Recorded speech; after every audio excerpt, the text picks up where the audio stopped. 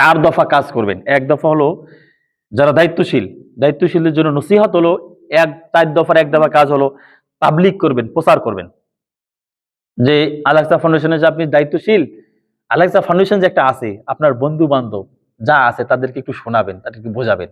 এই প্রচারের আরেকটা মাধ্যম হলো আমাদের পেজ থেকে, গ্রুপ থেকে বিভিন্ন ভিডিও পোস্ট করা হয় না, বিভিন্ন লেখা পোস্ট করা হয় না, এগুলো আপনি শুধু এই মানে যদি একজনের মেসেঞ্জারে মেসেজ করেও দেন তাহলে কত এমবি যাবে বা কত সময়ের প্রয়োজন আছে? অল্প সময়, এই সেকেন্ড হয়তো বা কাজ করতে পারবো আমরা। দেখবেন যে ওর কাছে দিতে দিতে ও যখন দেখতে দেখতে দেখতে আসলে কি জিনিসটা কি, আল-আকসা ফাউন্ডেশন কি, নিজের মাঝেও আগ্রহ তৈরি হয়ে যাবে। আর আমাদের কাজ তো ভালো, আমাদের কাজ তো আতরে কেউ যদি ঢিল ছাড়ে বা কেউ যদি আঘাত করে, এই আতর কি সুবাস দেবে না গন্ধ দেবে? অবশ্যই সুবাস দেবে। আমরা তো পজিটিভ, আমাদের কার্যক্রম তো পজিটিভ, অবশ্যই সুবাস দেবে। এখান থেকে তো লুকাচাপা বা গন্ধ বের হওয়ার কোনো কিছু নাই তো। তাই আগ্রহ বাড়ার জন্য আপনার দাওয়াতি কাজ করবে। 2 নম্বর হলো তানজিম। আপনার যে সকল সদস্য আছে আপনার আন্ডারে, আপনার জোনে, তাদেরকেও মাঝে মাঝে কিছু দায়িত্ব দেবেন। ভাই ওদের সাথে একটু কথা বলিও তো, ওদেরকে এখানে নিয়ে আসিও তো, তুমি আজকে এটা পরিচালনা করো তো। তাদেরকেও দায়িত্বশীল গড়ার জন্য প্র্যাকটিস করবেন। যেমন রমাজান আমাদেরকে কিন্তু 11 মাস কিভাবে চলবো তার শিক্ষার জন্য, তার ট্রেনিং এর জন্য কিন্তু রমাজান মাস। হ্যাঁ, এভাবে তাদেরকেও শিক্ষা দেবেন। 3 নম্বর হলো তারবিয়াত।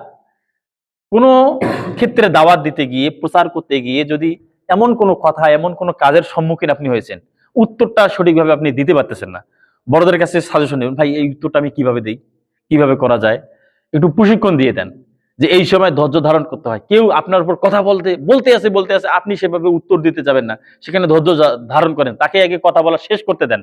তার যখন কথা বলা শেষ হয়ে যাবে আবার জিজ্ঞেস করেন আর কিছু বলার আছে, যে বলার নাই, এখন চুপ থাকেন, আমি একটু কথা বলি। এভাবে তাদেরকে জবাব দেন, দেখবেন যে তার শেষ হয়ে যাবে কথা। আর যখন উনি কথা বলতেছে, আপনাকে অ্যাটাক করতেছে, আর আপনি কথা বলতে যাচ্ছেন, দেখুন যে আপনাকে কথা বলার কোনো চান্সই দিবে না। আপনার কাছে যে সঠিক জবাব আছে, এই জবাবটাও প্রেজেন্ট করতে পারবেন না। কিছু হিকমত অবলম্বন করবেন, কিছু টেকনিক অবলম্বন করবেন, কিন্তু কৌশল অবলম্বন করবেন, এবং কিছু প্রশিক্ষণও নেবেন, যাদের কাছে জানা আছে তাদের কাছ থেকে জেনে নেবেন। 4 নম্বর হলো তাজদিদে মিল্লাত বা সমাজ সংস্কার। আপনি একজন দায়িত্বশীল, আপনার ভূমিকাটা কি শুধুমাত্র ফাউন্ডেশনে, নিজের মান উন্নয়নেরও আপনি সমাজ সংস্কার করবেন, এবং সমাজে আপনার যেন একটা প্রভাব থাকে।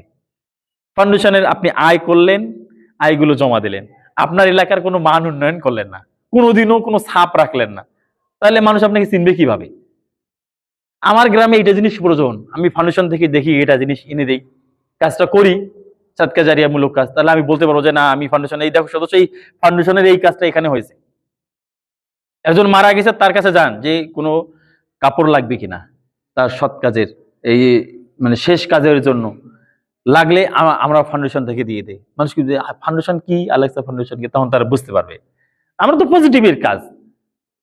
এগুলো সমাজ সংস্কারের জন্য নিজেকেও সংস্কার করবেন, সমাজ সংস্কারের যেগুলো কাজ সেগুলো কাজ আপনার হাত রাখার চেষ্টা করবেন। রব্বুল আলামিন সকলকে তৌফিক দান করুক, আমরা সকলে বলি আল্লাহুম্মা আমিন।